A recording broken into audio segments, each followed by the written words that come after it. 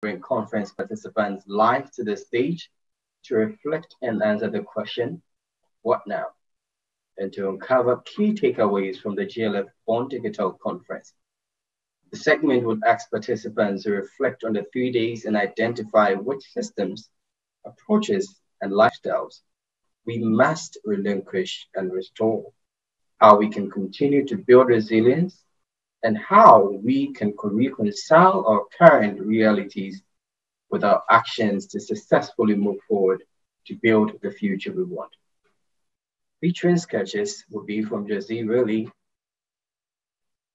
So without further ado, let me welcome GLF's Managing Director, John Comey, who came up with and pushed our team to adapt digital conferences as our norm.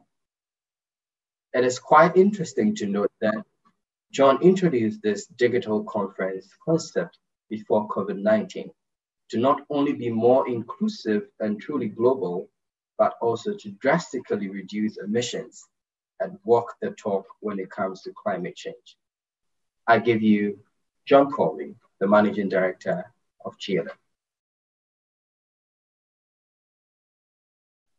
With nearly 5,000 participants from 6 continents, 150 speakers and 6,000 people tweeting and 42 million people on social, we now have the world's largest digital conference on environment this year. And we're all here for one reason: to figure out how to build back a better world than we knew 4 months ago. As Otto Scharmer at MIT said earlier this month, COVID has made the entire world focus on solving one threat. It's something I've never seen before, and probably many of us have not. And what did we see?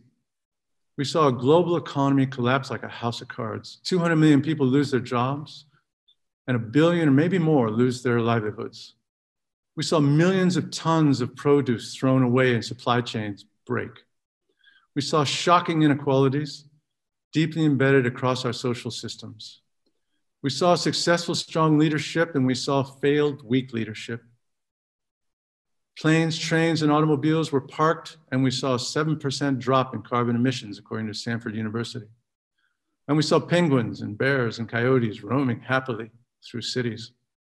And of course, we saw heartbreaking sadness, and now great anger, but also great bravery and solidarity. And we saw, and we still see, an opportunity for change.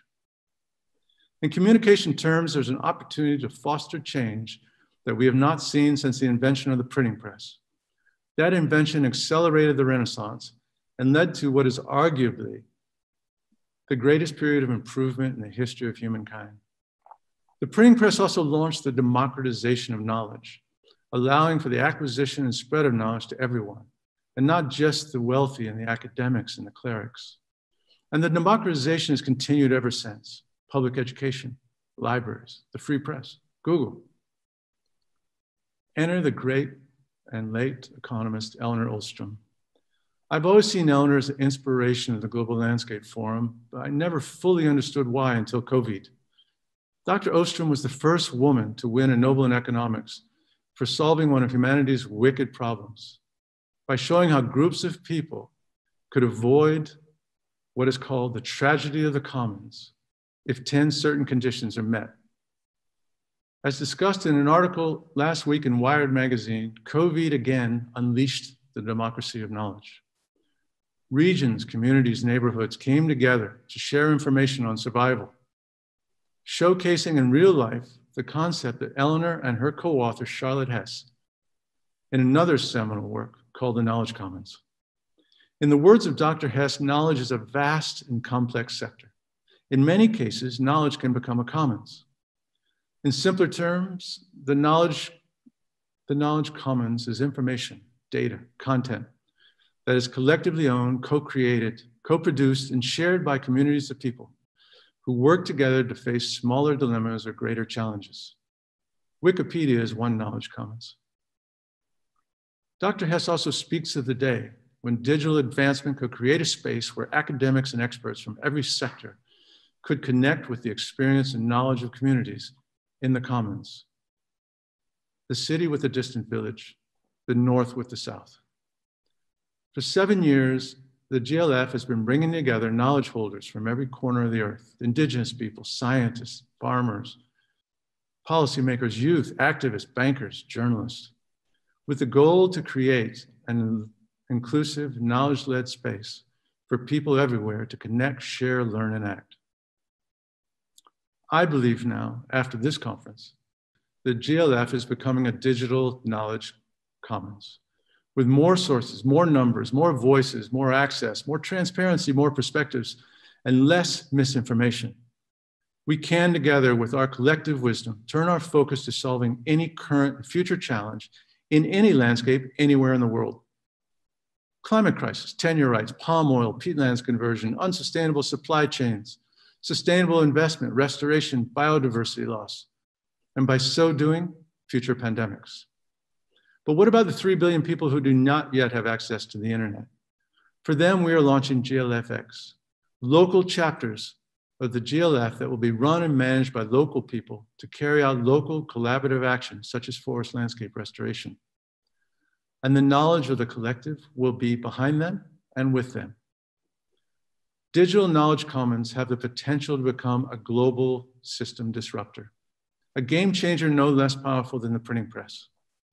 And GLF, inspired by Ostrom and Hess, can lead that disruption to create a global landscape that is more productive, more prosperous, more equitable, and more resilient for people on the planet. Together, we can solve the tragedy of the commons. And we know what that looks like now. Thank you.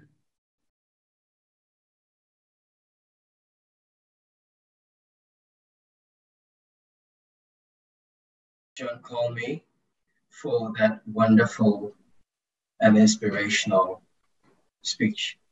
We are very grateful.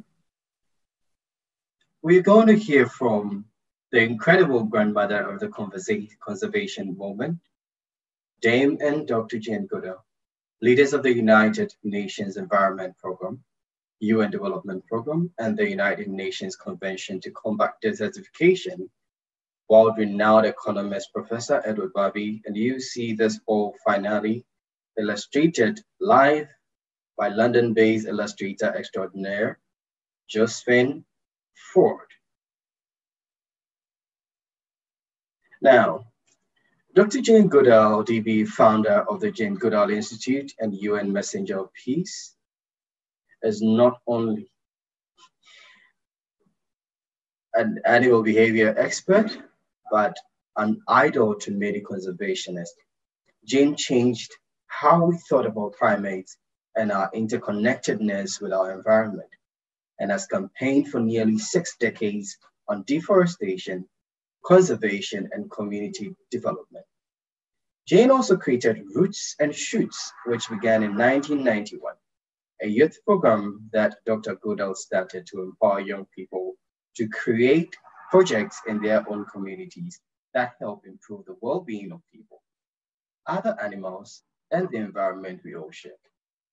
And we are thrilled to have this special address from Dr. Goodall.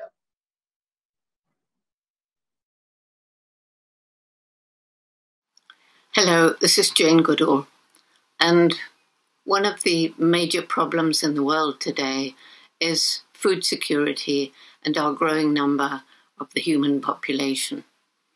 Well, as probably most of you know, I started off in Tanzania, was Tanganyika back then, 60 years ago, studying the behavior of wild chimpanzees, the first person to do so. And I could still be there doing that because they were the best days of my life, out in the rainforest and learning about the interconnection of all living things. The reason I left was because in 1986, I helped organize a conference, and by then there were 6 other field sites studying chimpanzees. And we brought people together so as we could find out how much chimpanzee behavior differed in different environments. And it was a big shock. I mean, I knew there was some deforestation, but I was so buried in my little world of Gombe, I hadn't realized the extent of the deforestation and the rate with which chimpanzee numbers were decreasing with bushmeat trade and trapping, live animal trade, and so on, and of course habitat destruction. And so I scraped together a bit of money and visited 6 of the range countries, and I learned a lot about the plight of the chimps, but I also learned about the plight of so many of the African people living in and around chimpanzee habitat, the crippling poverty, the lack of good health and education facilities, the degradation of the land. And this all came to a head when I flew over the tiny Gombe National Park in 1990. When I began in 1960, it was part of the equatorial forest belt stretching across Africa. By 1990, I looked down in horror at a tiny island of forest surrounded by completely bare hills. So in 1994, the Jane Goodall Institute began our program Take Care, or TACARI, as we call it, our method of community-based conservation. A group of carefully selected local Tanzanians went into the 12 villages around Gombe. No arrogant white people telling them what to do. Their own people asking what they thought we could do to help them. And that's where we started, restoring fertility to the overused farmland, better health and education, working with the local government.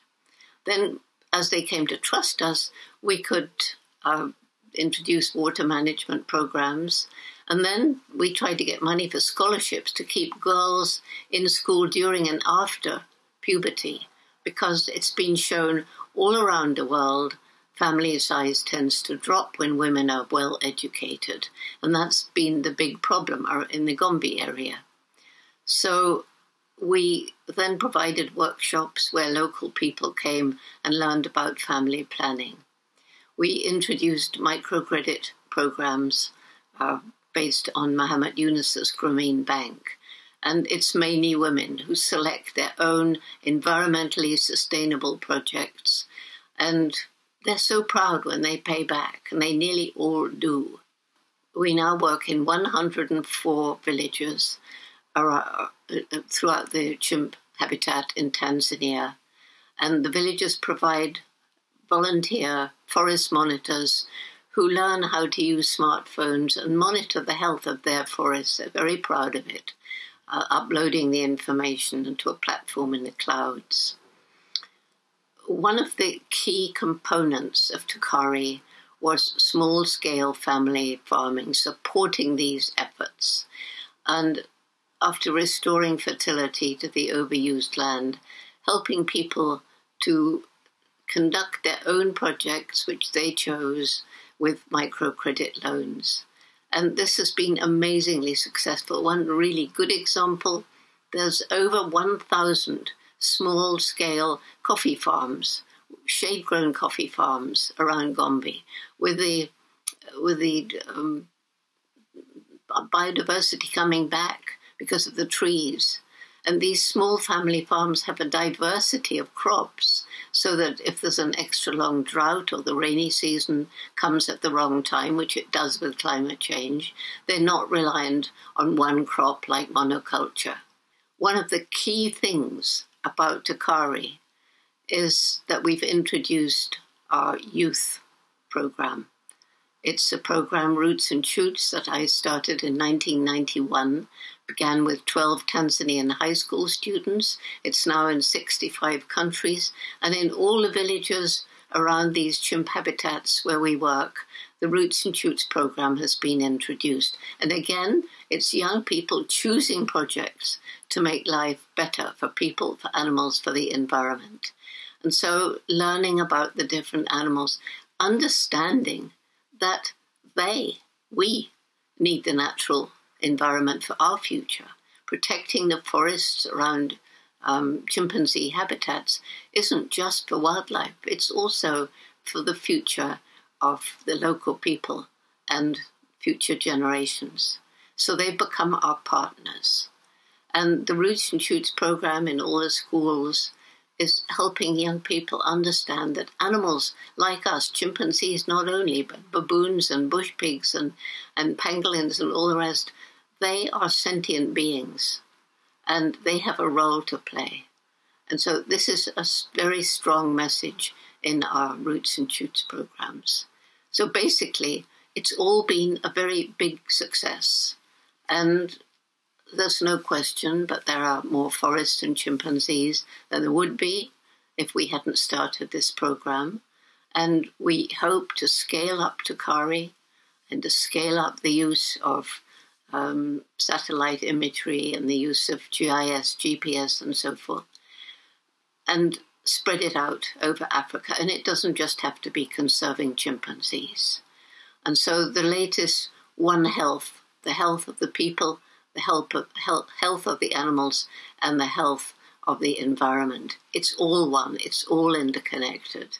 So that's really the message. Small-scale family farming, diversity of crops, engagement of the local people, helping them understand the need for conservation and giving them the tools so that they can do conservation for themselves. So thank you very much.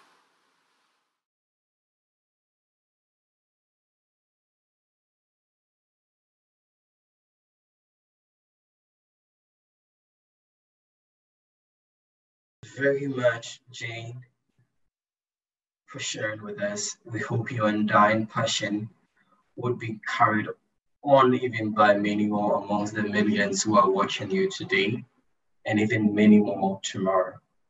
And once again, John, we would like to thank you and the GLF team for the gift of the GLF experience to the local community to also connect, learn, share, and act locally to impact globally via this great initiative called the GLFX.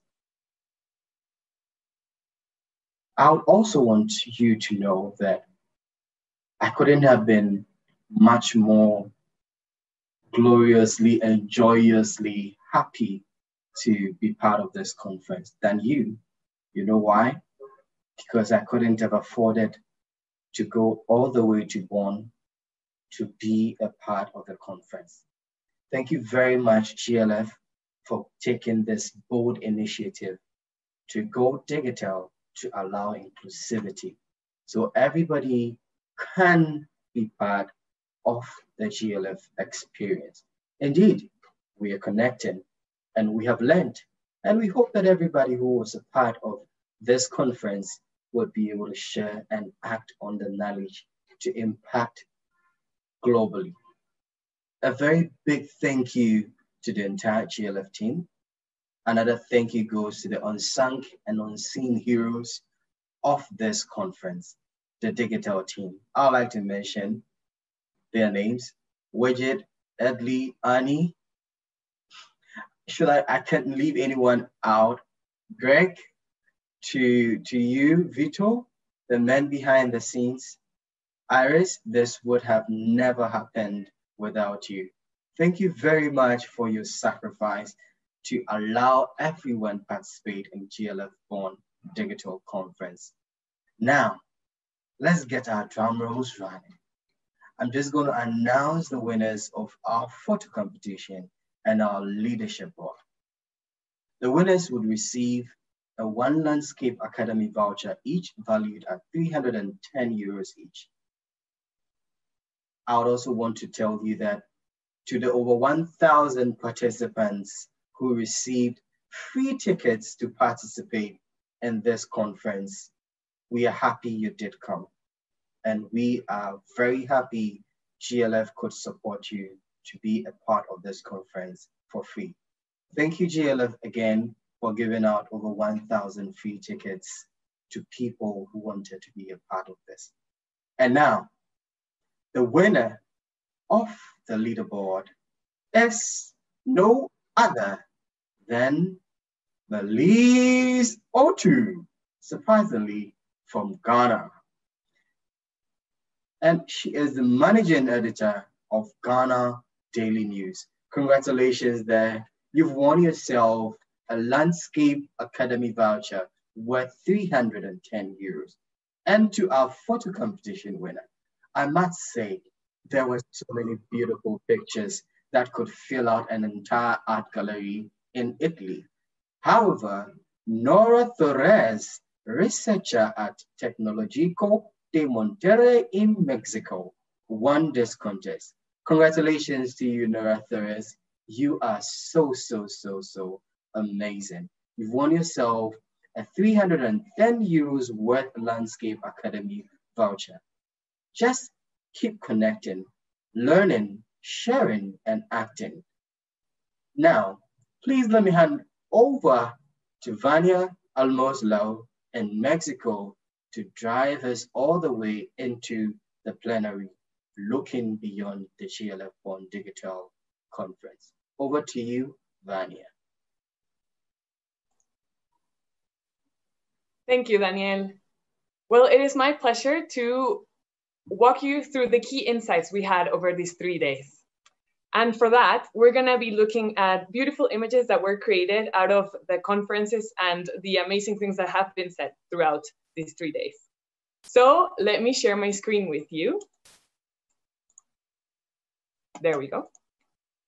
So we started off this 3-day event with a collective understanding that global food systems must be transformed for the health of the planet and people. And over the course of these 3 days, we learned this transformation towards providing nutritious food for all in a sustainable way is possible, and it's already taking place across the globe. And we also learned, and I'm pretty sure a lot of us already had this in our hearts, that nature itself is one of our greatest allies together with billions of farmers. At GLF, we know that learning and sharing is central to our progress. So let's see some reflections from the 3 learning tracks of this conference: finance, measuring progress, and storytelling. And thank you to everyone that joined and participated in them. First, let's go into finance. Several sessions in our finance learning track showcase how new investments models and approaches to food supply chains can help empower small-scale producers while creating forest, health, and nature positive effects. The measuring progress learning track saw many perspectives on the question of how we can go about monitoring and evaluating ecological and social impacts in food systems that are increasingly disrupted by crisis. And I think we've all experienced this in the past 3 months. Many of the sessions in this track have called for us to commit to collaborating across sectors and including diverse ways of knowing. Data is never neutral. So it is critical to acknowledging and addressing the power dynamics that determined what data is collected, how, and how we make sense of it. This is critical. In our storytelling learning track, the resonating message from journalists, editors, theorists, producers, and artists around the world was that stories shape everything, from our thoughts to our policies to public understanding of science, to our connection with communities across the globe. So it's imperative that we create and tell stories very carefully, starting with the very language and facts that underpin them, so that they guide us toward the outcomes and the future that we want.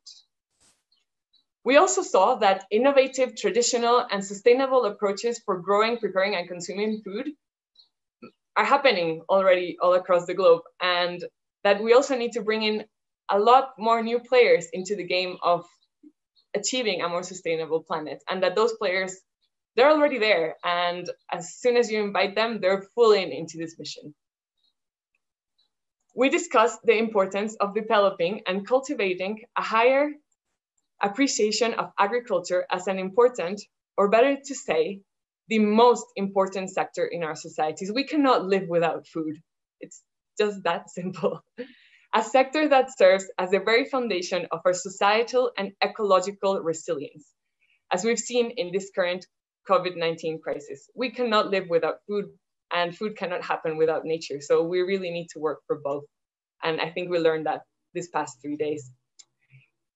And as we join forces in our fight against climate change and biodiversity loss and the dramatic impacts this will have in agriculture and nature, we agreed that it is critical to value the people working hard in the field every day to provide us with healthy and nutritious food, not only with words, but with deeds. We need to act. These are wonderful insights, and we are here to learn from this knowledge and to take all this knowledge and make action with it.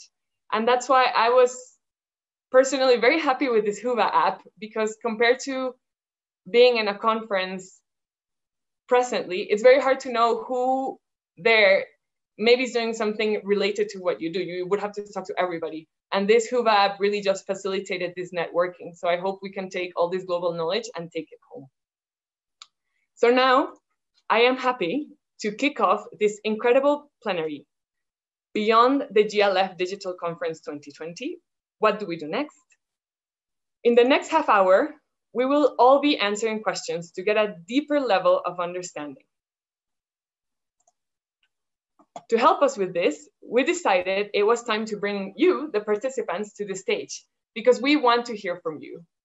So as we go on with these questions, please write in the chat box your answers to them. We want to know what they are, and we will make your voice heard through a blog post or the official outcome of this event. So please share with us your answers. We want to know how you lived this event in your home, with your families, in your countries. From the nearly 5,000 people that registered, we've picked 3 individuals to join us live on stage. Please welcome Youth in Landscapes Initiative representative and conference participant, Selina Schell. So Selina, if you could please turn on your camera and your audio so we can all, perfect. Hello. Hello, everyone. I also welcome session host and head of programs at TMG Think Tank, Jess Weigelt. Jess, please turn on your camera and your video. Hello. Hi, Vanya. And a coveted speaker at the GLF, Chief of Terrestrial Ecosystems Unit at the UN Environment Programme, Musonda Mumba. Hello. Hi, everyone. Perfect. So now we're going to go into your conference takeaways, and everyone watching, please remember we also want to hear your answers in the chat box. So our first question is, what have we learned? And I want to know, what is your biggest takeaway from GLF Bonn? And for that, I invite all 3 speakers to choose an object that you have in your immediate surrounding and use this object to tell us about your experience. You can even talk to it if you want. Tell your object what your experience was like. So Selina, I'm gonna give you the word first. Yes. Yeah, my biggest takeaway from GLF Bonn is what I think could at the same time be the question that we've been trying to answer over the past 3 days. Can we feed a growing population without destroying the planet? And after watching experts talking about sustainable production, chefs sharing their recipes for how to reduce food waste, young people talking about food sovereignty and restoration projects, I believe the answer is yes, we can. But to do that, we need to start from ourselves, and we need to start from our everyday actions. And this is why I brought here a cup of oat milk. Here, you can see it. Because I used to be a really big milk lover, and once I realized how much energy, land, water, people are affected by milk production, I shifted to drinking oat milk. And then maybe moving on with a quote from a strong vegan, quoting Patrick Baboumian. I hope I spelled his name correctly. He yesterday said, every rainstorm starts with a single drop. And we as individuals and as consumers need to take a holistic perspective on what we need. And we need to realize that our individual choices make a change. They make a difference. So decisions about the food we eat affect farms, land, and people. And we need to consider the impact that our food production technologies, also the most innovative ones, have for people on the ground. And when trying to shift our consumption, we also have to be aware that food is connected to cultures, and changing eating habits can be quite difficult. So we need to think about the kind of conversations that we need to have and cultural action that is needed to shift mindsets. And at the same time, we should also have a closer look at the many traditional communities and food consumption production systems that they have, from which we learned quite a bit during the last days, and what we can learn from them. Thank you. Thank you, Selina. Jess, what have you learned? What's your object? Thanks, Vanya. And Selina, thank you very much for your contribution, so that I will try to complement it, because I've brought my little sketchbook here where I leave the notes to myself to eventually become a better version of myself. And of course, there's stuff in there like cutting down on booze, but also, of course, reflections on responsibilities and privileges. And I thank you, Selina, for the presentation. I would like to complement what you've said. If I look at Europe in changing the food system, changing the food system means changing structures that were created by 40, 50 years of agricultural policy that have created a very different system that is fraught with inequalities and has a huge impact on the environment and on the climate. So I truly appreciate all our individual choices that we take to change and transform the food system. I would like to compliment, though, that these individual choices might not be sufficient to turn these structures around that have created the system that we are now living and consuming in. And I think what I would like to see more, and what would be, to respond to your question, Vanya, would like to be my takeaway is, I think what I would want to see more is an acknowledgement that changing these structures that created the food system will be changed by protesting on the street. They will be changed in parliament, and they will be changed in courts. And I think we need to appreciate these pathways to food system transformation more, to really then that our individual responsibilities and actions really flourish the way that Selina has described. Thanks, Manda. Thank you, Jess. And Musunda, please. Well, thank you so much, Vanya, and thank you so much for everyone who stayed the course to see this final leg of the GLF Digital. It's just amazing. I mean, for me, my take home is several things, and the really center and central of it is this. So here we are in this GLF Bonn Digital Platform conference that we had. We had, you know, Ashok Sridharan, who's the mayor of Bonn, policymaker. We had Ska from Lesotho, a chef. We had Vanessa Nakate, who is from Uganda, climate change activist. And we had Samantha Cristoforetti, who is an astronaut, seeing all of this from space. And so all of these individuals bringing all of that together to the centrality of the story of food. And how are we eating our planet alive? And what can we do differently? I think this has been exceptionally amazing. And as UNEP, as a charter member and also founder of GLF, I'm just in awe of how this has just come together, and the different, you know, individuals from the spaces of their homes or their offices, for those who are able to do so, in the middle of this pandemic, that has really been the telling of really where the problem lies. And just a few minutes ago on the Time magazine, our executive director, Inga Anderson, and Johan Rockstrom published a piece that just says COVID-19 is really the telling of something of a bigger problem. So here we are with an opportunity. And I think for me, this conference is the opportunity, because we brought several voices to the window. And I mean, to this platform and to this GLF mechanism, which is just amazing, reaching millions of people around the world to know that we can do something. And both, as you know, Jess and Selina have said, we are the change that have to, you know, to really do something about it as individuals, as communities, as policymakers, all of us on this planet. And I think this pandemic has shown us that very, very, very, very fundamental issue, that we are the change that we should see on this planet. Thank you.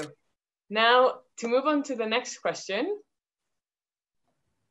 Digital. So this conference was completely digital, and we're always talking about this, right? When we have to fly across oceans to a conference that talks about sustainability, it's always my carbon footprint. Like, why? So finally, this crisis has forced us to do things a different way. So my question to you is, how was your digital conference experience? Did it add or take away from what would have been a physical conference experience? And in your view, how can going digital benefit how we work and collaborate going forward? So now I'm going to go the other way around. Musunda. Actually, I didn't show my object, and I was deliberate about it because the object I wanted to show is the phone. So what this conference has done for us, in my mind, and I think Daniel touched on that earlier, is the democratization of the internet. And I think for me, even in the middle of a pandemic, what this has done is to show us that here we are locked down from the space of our homes, but even somebody who's in a remote area, they have a mobile or digital device that is fairly reasonable to afford some data, they were possibly able to join in and be a part of this conversation. And Daniel actually said something that was quite fundamental. There's a lot of ways in which we can meet. And I think this has also shown that people who would in their wildest dream not be able to fly to Germany, let alone, I mean, for me as an African, even for a lot of Africans, perhaps I'm even in a space of privilege, just getting a visa to come over is complicated. But here they are being part of the conversation and the power of innovation. I must say congratulations to John Comey and the team, C4 and everyone, because having this Hover app, my goodness, I was like, whoa, you know, people are commenting live, instantly tweeting, Instagramming, Facebooking. It's been phenomenal, just the sheer force of using this digital space. I feel that at the same time, I really miss having human contact. I miss meeting people and having conversations in the corridors and seeing someone's expression and knowing from their body language how they feel about an issue. But at the same time, I think in future, really, we have now the window to say, look, we can actually have these platforms or these conversations in a digital way, just so that we can reach as many people as possible, but also hear from those people from their respective communities, be it in Latin America, Asia, Arctic, or wherever individuals may be. And I think this is where the opportunity lies for the future and as we go forward in this new normal, because we cannot afford to return to what the past normal was. Thank you, Musunda. We have around 10 minutes left, and I would still like to go through two other questions with you. So let's try to be brief with our answers. Thank you. Jess? Thank you, Vanya. And I think to kick off with, I would like to reiterate Musunda's feeling. I also miss seeing you guys personally. And I would like to join Musunda in congratulating the GLF team for the great job done, both in preparing for the sessions and then going live. I admit that we had some issues sort of connecting people from the remote villages that you have spoken about, Musonda. There are still challenges, although the internet and mobile data coverage in Kenya is a lot better than it is in Germany. It is still often a challenge to really make this the inclusive digital space. And having said this, the pandemic, as Musonda has said, really created new ways of collaborating. And to just give an example, our session was built on input that a group of amazing young scholars and activists from across Africa have collected their views and insights on how the pandemic plays out in their respective countries. The Twitter handle is @COVIDFoodFuture, and they have produced video diaries sort of showing how the pandemic unfolds and what are necessary responses. I think this shows the power and the strength of the digital world that we live in. But to conclude, thanks a lot to the GLF team.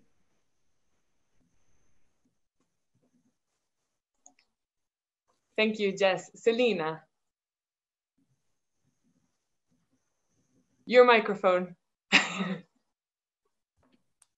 Excuse me, yes.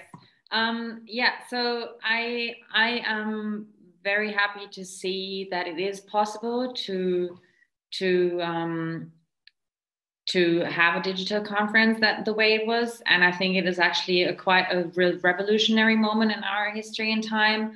And yeah, I mean, I'm working for, I'm representing the Youth and Landscapes Initiative and also the Forestry Student Association. And We are really benefiting from conferences and meeting students, people, and interacting in real life spaces. But it is also great to see that we're able to connect with each other on such a great and deep level without always having to fly around the whole world. Yeah. Thank you. Now, the next question is about this balance. Through this crisis, we've learned that there's things that we can let go of, and there's things that we really, really, really cherish and want to keep. So for the next question on change, I would like to invite the speakers to briefly tell us one thing that you notice that you truly cherish, and one thing that you've noticed that you can let go of. And Selena, I'm going to give the word to you.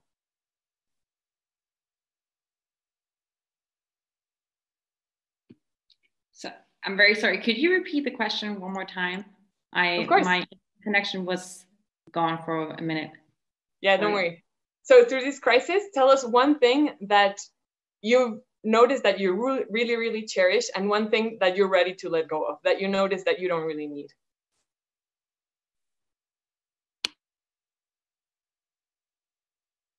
Okay, well, I mean, touching upon the questions that the question that we were answering just earlier, I think I do not need to fly to conferences to network with people. I think the exchange of knowledge and also the level of knowledge exchange can be reached completely without meeting each other.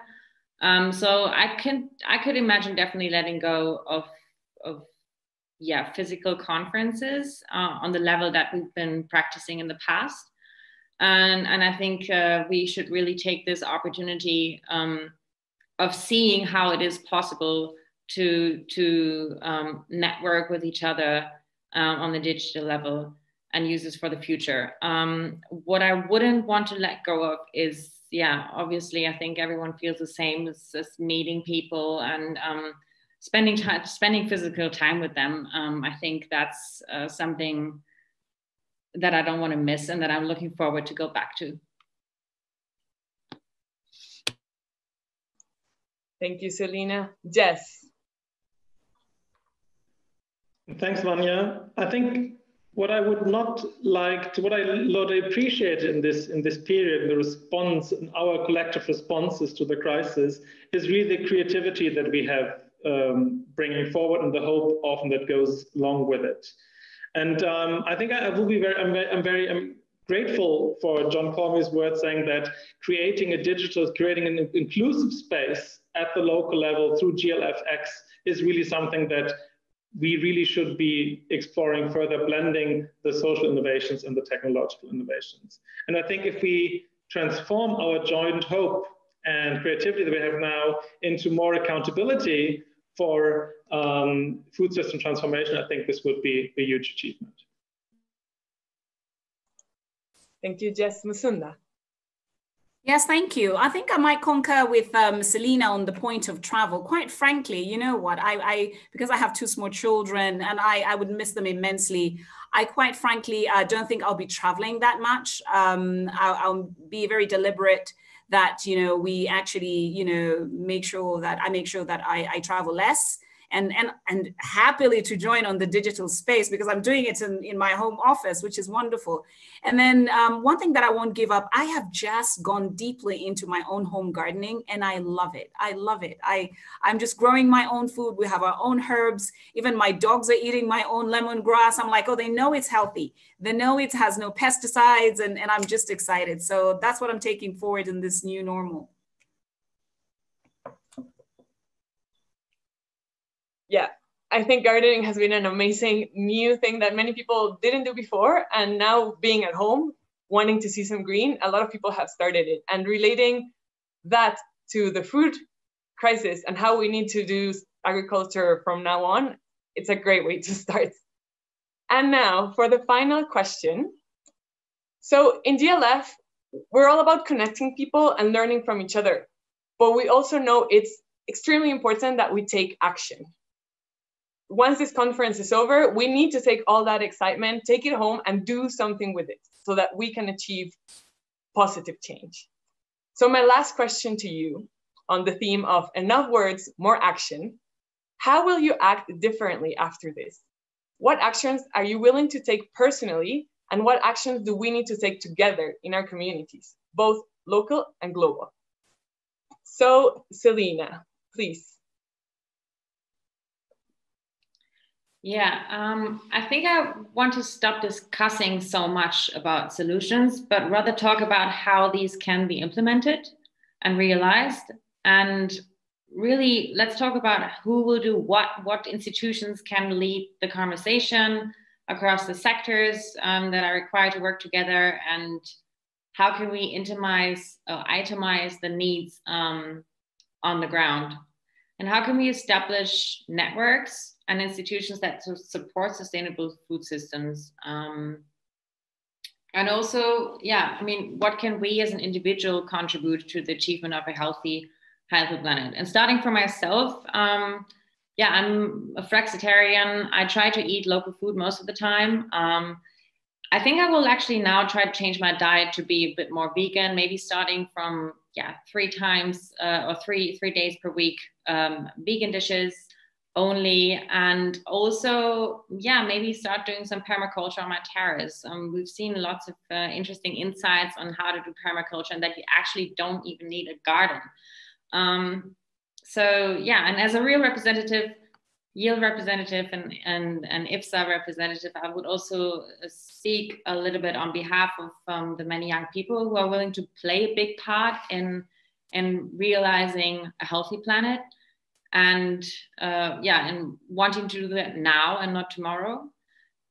So we're willing to fight for a common cause, but we also need jobs to secure our future. And we have a lot of ideas for innovations in social environmental entrepreneurship, but I think young people often lack the financial security and the investment that investment portfolios require for us to actually receive money for our startup ideas. So we need investment opportunities in line with the needs of young people on the ground. And we also need facilitated access to realize sustainable facilitated access to land for realizing sustainable agribusiness. And a last thing that I would also like to say is that it is key to create intergenerational dialogue, and youth would really like to be recognized as equivalent partners, and we want to be included in negotiation processes. And also maybe we want to have more employment opportunities in the policy spaces. Yeah, thank you. Thank you, Selena. So Jess and Masunda, I'm gonna ask you to answer this question in just one sentence. Jess. Build on the momentum of the GLF that Musonda has described to build even broader alliances for food system transformation and resilient landscapes. Thank you, Jess. Masunda. Well, we have to be the change we want to see. I am vegetarian, which is why I'm growing my food. And also, as Selena has said, let us inspire those young people, landscape entrepreneurship, and also restoration of our landscapes that are degraded. Well, thank you so much for all three of you. It's definitely been very clear that digital, we thought that it disconnected us, but we can see that it can actually connect us in a different way that can even be more effective. So thank you so much for being here today. And I'm going to give the word to Robert Nasi, Director General of C4.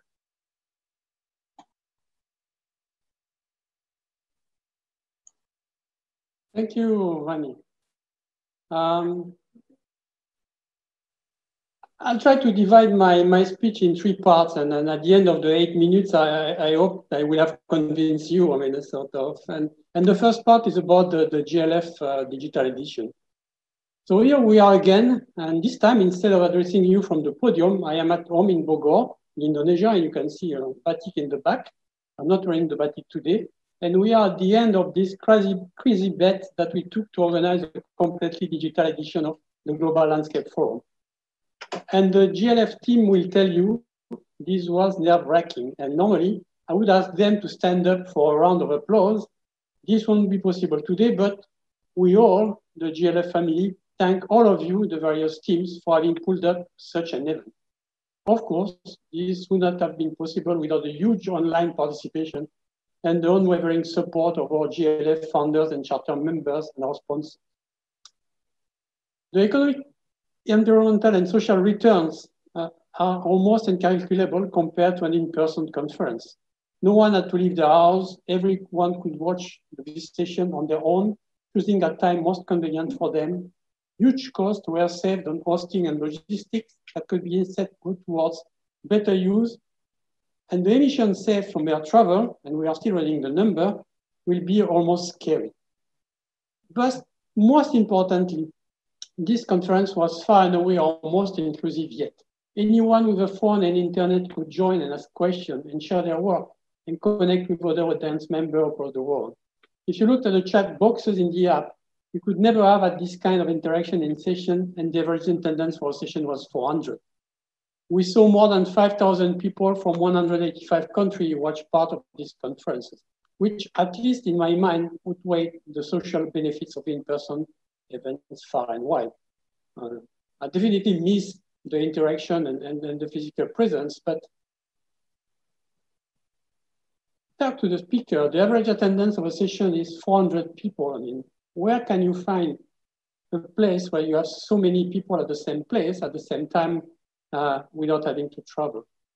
Nearly 5,000 people joined from 185 countries, 300 speakers, 60 sessions, 130 virtual meetups, and 25,000 messages sent between the participants.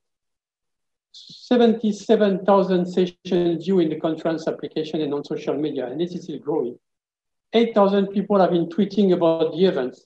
Together, 25,000 tweets, 130,000 engagement on social media, and this keeps on going. 50 million people reach on social media channel with the hashtag @GLF Bonn 2020. And we reached 135 million people through the traditional media. We are all working together to create this. So I want to remind you all to take the post-event survey located under the additional resource on Mover. Now, the second part is we are facing a series of crises, what I could call self-reinforcing recurring crises. Nature is in crisis, climate change, biodiversity loss, environmental degradation. Society is in crisis, rising inequalities, widespread malnutrition, broken food system, weakening democracies, rampant racism and xenophobia, inept leadership. And all these are put to the fore by the global epidemic crisis, COVID-19. The adage says every cloud has a silver lining. Is there such a silver lining to the current crisis? Clearly not in terms of human health, hunger, jobs, economy, or exemplary leadership. These all went down. Some believe that there is a silver lining on the global to the global pandemic. It should be on the environment. That could be the unexpected beneficiary. During the various lockdowns, pollution and emission have significantly reduced. The natural world seemed to come back to places it had abandoned. All good, you tell me. Maybe, but at the same time, several governments and corporations have used the crisis to weaken environmental and social safeguards and regulation. Deforestation has almost doubled in the tropics.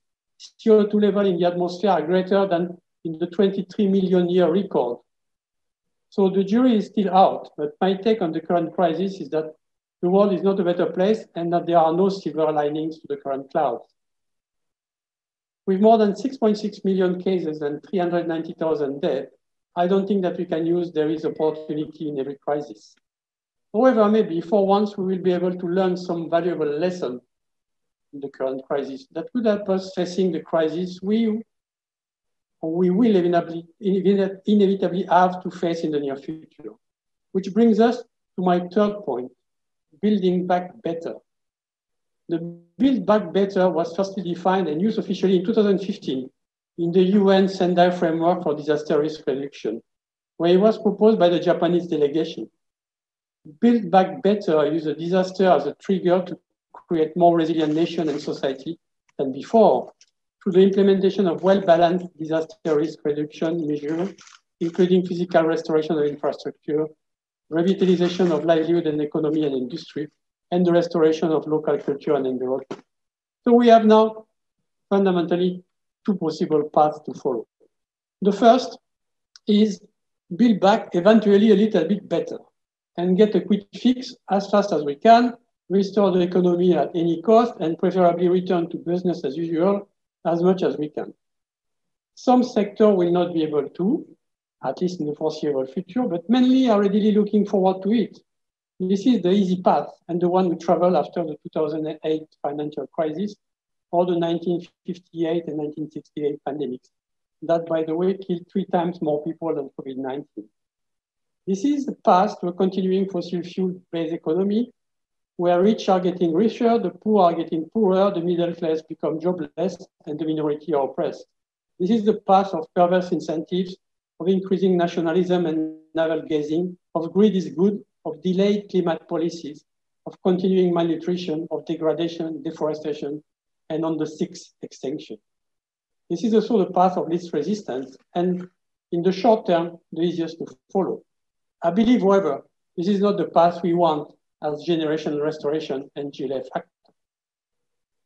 The second path goes into uncharted territory. Can we reflect upon our lifestyle, consumption habits, quantity-oriented production? Can we use fiscal or financial stimuli to support more sustainable business model and ways of life while preventing the suffering of vulnerable social groups? Can we channel money to renewable energy, agroecology, reducing inequality, investing in green infrastructure, forest and trees, of course, but wetlands, ocean, water bodies? Can we do business as usual and build back differently? Can we build a deeper, fairer, resilient economic model that is based on the real people and outputs and not on speculation and valuation disconnected from any real world? This is our path, I think, and the one we should strive for and convince others that there is no other one. For this, we need a movement, and this is what we are trying to create with the GLF and its diverse incarnation, like the GLFX. For this, we need you, and not only during the exacting time of the various events. For this, we need leadership, and fortunately, we see some emerging initiatives, like the European Green Deal, and some frontrunner in the corporate world, Rolex, Patagonia, Lego, Unilever, Lush Cosmetics, or IKEA. This is not perfect or easy, but these are and will be examples to follow. For this, we need a yet unseen level of international cooperation and bring everyone to the table. We need competence and compassion for a greater good. We need to work better and faster together. For this, we need to invest in science, fundamental and applied to sustainable production, health, food, focusing on both technological and societal advance and change to be made rather than to spend trillions on military expenditure. Nature doesn't need us, and the earth will still be there whether we work on it or not. As Jane Goodall says, the humanity will be finished after COVID-19 unless we change our ways. Let us see whether we can change together, one step at a time. And now it is time for me to thank you all again, but also to ask you to stay tuned and with us, because the last panel of our GLF meeting is indeed about building the future we want, a green recovery for COVID-19. Thank you very much, everybody. Bye.